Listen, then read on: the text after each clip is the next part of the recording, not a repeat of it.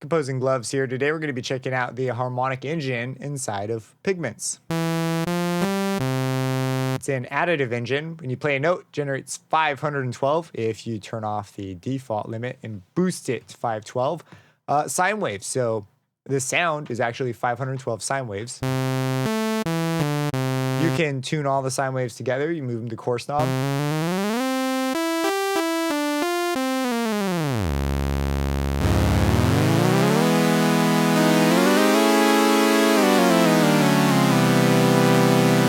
You can change the frequency in a finer kind of way.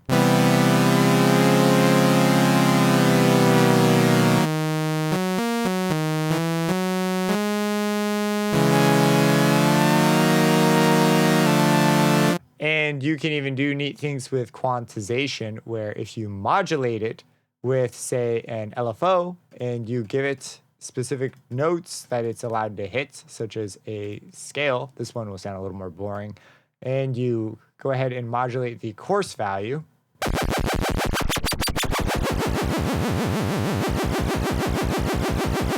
And maybe I'm moving a little too fast here. Let's give it something slower. We're going through just these intervals. If I go through and that's Q, I don't know what, oh, it stands for quantize. I was like, I don't think it stands for they're just regular Q. I'm just saying one note. That's it, just a single note. There's a new note. So kind of cool, you could do stuff like that. So it's a pretty standard kind of stuff that you would sort of expect. But of course, it can get a little crazier. So there's this big shape area in the middle, and this allows you to turn off individual sine waves precisely. So it's kind of like a filter, but on like steroids. So if I bring up the depth, we can choose different sort of masks for them. They call them spectrums. We could choose where these apply, like to what harmonics.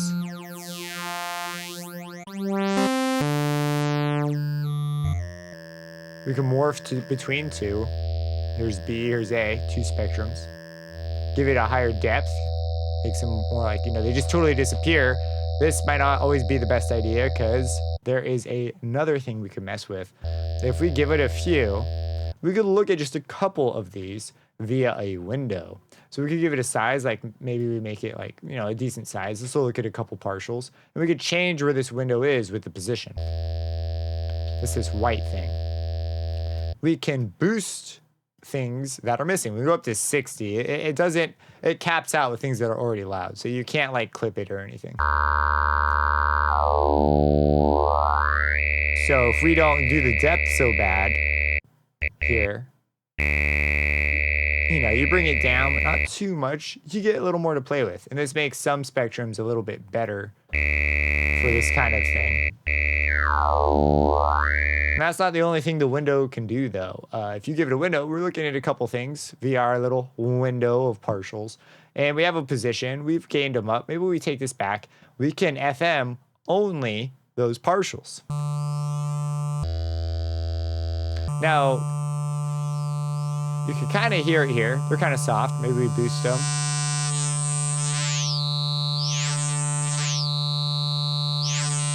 And you might go, where's the FM modulator? Where is it? It's over here. It's called the modulator.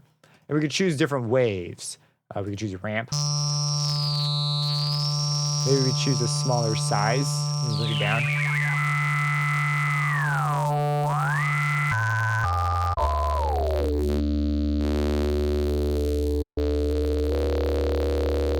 There's the sweet spot. Bring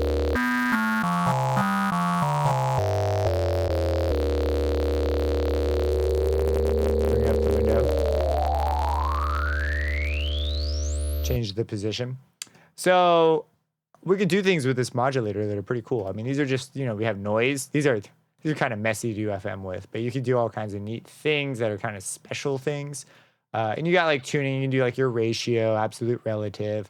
But my favorite is engine 2. You can just use the second engine as your FM modulator. So when you do that, we don't want to hear it. So I'm going to turn this off here so we don't hear it. And I'll choose something, not a sample, but you could use samples, so pretty wild. You could even use another harmonic generator. Let's go for a wavetable. These are kind of cool. And as we move it around, you know, we can get these different shapes.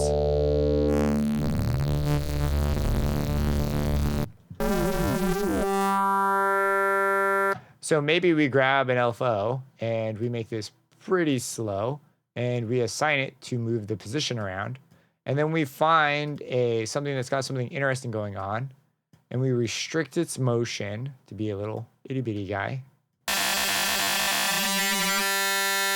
This is a very complicated single cycle waveform, so probably not the best candidate. This would be better because it's got less motion and there's like high frequency stuff, but it's very small.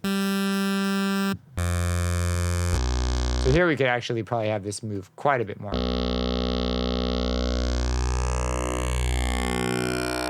In fact, we could set this in the middle and give it like 100. Still clips a little. 50? That'll do it. There we go. We might make this a touch faster. There we go, we have FM. It's occurring over this window, so we can change the window size. We can have it be an upper harmonic thing by changing the position.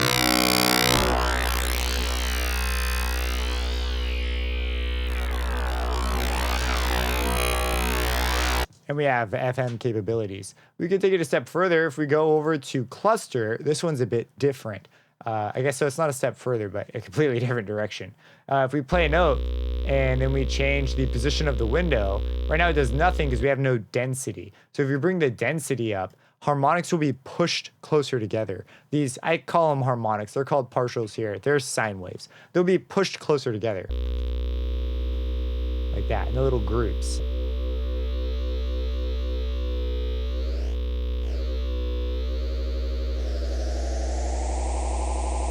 Or your partials is how many in a group. Your cluster is, I think, how many clusters? Yeah, how many clusters? We have one cluster. We have a ton of clusters.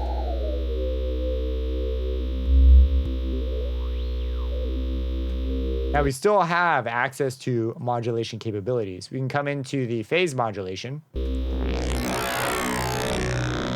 It's just not over a window anymore. Or we could choose the frequency modulation.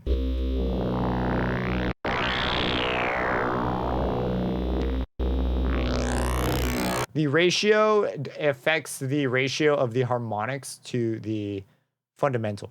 So if you imagine each partial as a harmonic, it's a distance of times 1.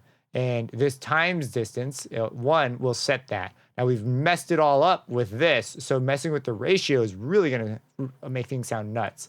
So if we do 2, each next sine wave will be times 2 away from the fundamental, and its harmonic number, I believe. So it's a multiplicative thing here.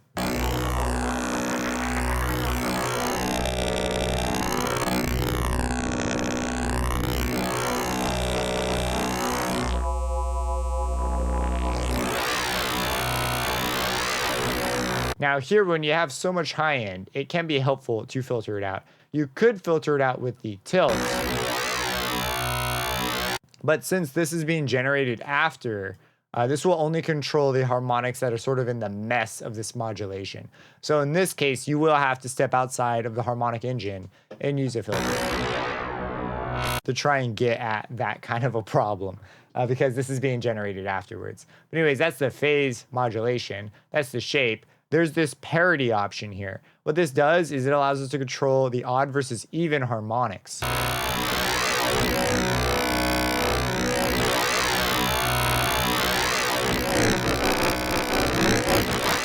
So we maybe have gone down some crazy routes here. What we might do is reset this a little bit just so we could see a little more clearly what's going on here. Harmonics. Odd, even, together. Now, I wasn't done with this cluster thing because there's another mode. There's a Shepard mode. And as we move the position around on Shepard mode, we'll give it a gain so we can see it. this one has the effect of being able to affect the, I believe this is specifically the phase, the partial. Anyways, it basically changed the frequency. It has a ripple effect across the things that are next to it. And that's what changing this will do. See, they all shift inside the window. When the window is just little, you only see the shifting right there. If we were to take this and modulate it by something fast,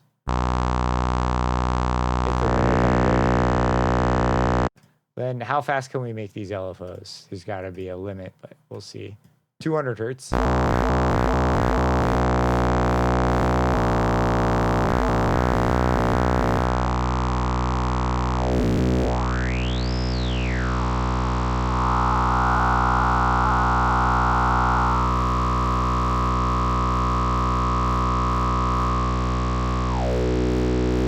Anyways, it can get kind of addicting to mess with the tones and things, but that's possible. That's what's possible with the Shepard mode. So window, cluster, Shepard, and the Shepard sort of has this pitch bending one, and that's why cluster has this like ability to show you you're clustering things, so that's going to sound kind of crazy.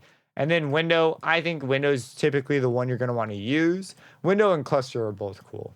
I don't find myself reaching for Shepard all that frequently. It's kind of a weird one. And then over here, we've got our periodic, and I mean, I think that's all the controls. Holy cow. So periodic is the ability to change the panning per sine wave. So if I change the depth on this, you'll see that they'll begin to take sides. Right now, they come straight down the middle, equal left to right, but they'll begin to go like left or just right. And periodic is basically... it's changing it according to the period of a wave. I believe it's just a sine wave. See, when it's really low frequency, you can physically see it. You can do some weird stuff with modulation here that opens up just some bizarre possibilities. It's kind of like amplitude modulation. We have split. This is just straight up odd or even harmonic skinning pan. And then there's a random mode. So if you're looking for some just fresh ways of doing things, that's an option.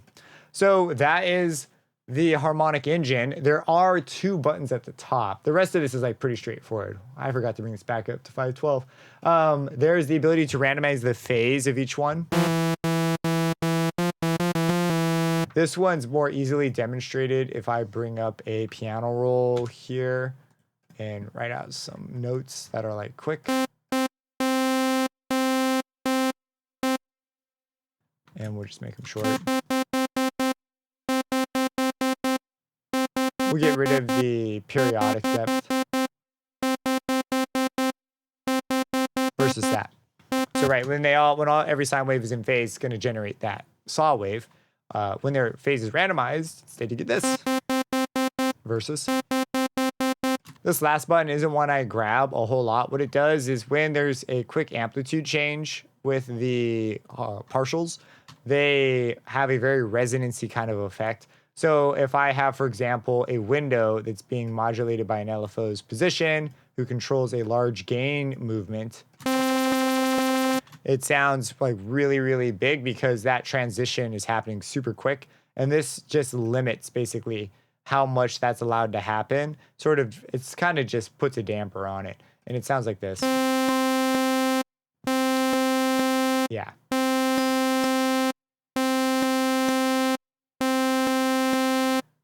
Turning it off.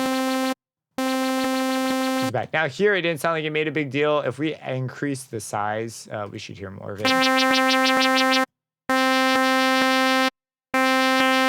So it's basically just kind of a filter that gets rid of that resonance is all that does. So that is the Harmonic Engine. Super cool engine, super fun, great sound source, really great for layering, and can produce some really interesting resonancy options and also just some strange FM design that's typically not really an option. Like picking out specific harmonics and FMing only those is a weird thing that is strangely easy to do in Pigments. If you have any questions about this, feel free to let me know, subscribe, and hit that bell icon for future videos, and have a blessed day.